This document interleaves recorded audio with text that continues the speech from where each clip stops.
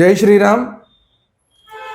నెల్లూరులో YCP party వాళ్ళు ఈ డిఎస్సికి వ్యతిరేకంగా ఏదో కొన్ని కార్యక్రమాలు చేస్తున్న సందర్భంలో గోవిందనామాలని ప్యారడీ సాంగ్గా మార్చి గోవిందుడి పాటని ప్యారడీగా మార్చి పాడడం జరిగింది.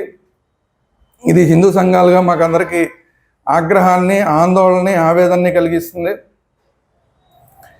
పైగా ఈ పాడిన వ్యక్తి, అక్కడ ఎవరైతే పాడారో ఆ పాడిన వ్యక్తి ఒక క్రిస్టియన్ అని మా దృష్టికి వచ్చింది. దీన్ని ఇమ్మీడియట్గా పోలీసు అధికారులు కన్ఫర్మ్ చేయాల్సిన అవసరం ఉంది.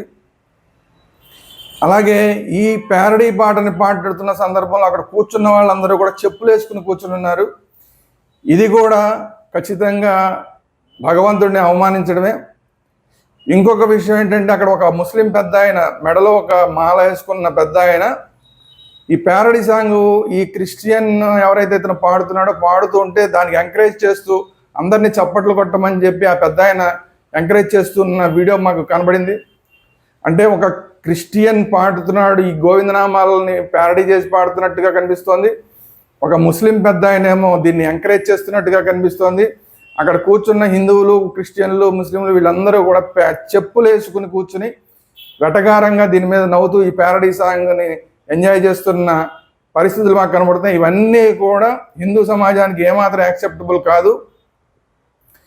మాకు చాలా ఆగ్రహాన్ని కలిగిస్తుంది. మామూలుగా అయితే దీని మీద ఇమ్మీడియట్గా ఎవరైతే ఆ పాట పాడాడో అతని మీద భౌతిక దాడులు దిగాల్సిన పరిస్థితులు ఉండేవి. కానీ ఇప్పటికే దీని మీద కేసులు నమోదైనా, అదేవిధంగా పవన్ కళ్యాణ్ గారు ముఖ్యంగా ఆయన దీని మీద స్పందించారు కాబట్టి, ఆయన స్పందించిన తర్వాత దీని మీద కఠిన చర్యలు ఉంటాయని మేము భావిస్తున్నాం. కాబట్టి ఇంకా కొంత సంయమనాన్ని మేము పాటిస్తున్నాము హిందువులుగా.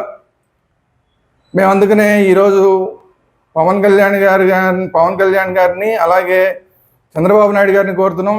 అక్కడ కూర్చున్న హిందూ, ముస్లిం, క్రిస్టియన్స్ వీళ్ళందరూ కలిసి కూర్చుని ఒక గోవిందనామాలకి సంబంధించిన పాటని ఆ విధంగా ప్యారడీ పాడారంటే ఇందులో ఒక హిందువులను అవమానించాలన్న ఒక కుట్రకోణం ఉందేమో అని మాకు అనుమానం కలుగుతోంది. కాబట్టి దీని మీద కఠినమైన చర్యలు తీసుకోవాలని చెప్పి మేము చంద్రబాబు నాయుడు గారి ప్రభుత్వాన్ని కోరుతున్నాం. అదేవిధంగా ఇంతకుముందు కూడా కొన్ని రాజకీయ పార్టీలు ఎలాంటి పనులు చేశాయని మా దృష్టికి వచ్చింది.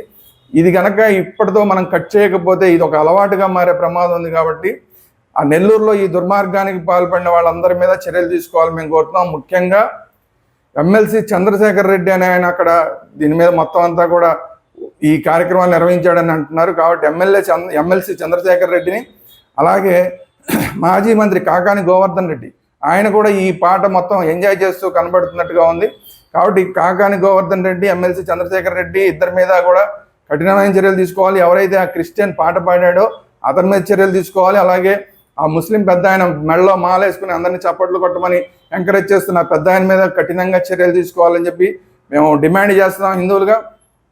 అలాగే ఇది మాటికి ఈ గోవిందనామాలు ఇలాగా ప్యారడీలుగా మారి రాజకీయంగా వాడుకుంటున్నారు. కాబట్టి దీని మీద ముఖ్యంగా టీటీడీ రెస్పాండ్ అవ్వాలి. టీటీడీ చైర్మన్ గారు కూడా దీని మీద రెస్పాండ్ అవ్వాలని చెప్పి మేము హిందువులుగా కోరుకుంటున్నాం.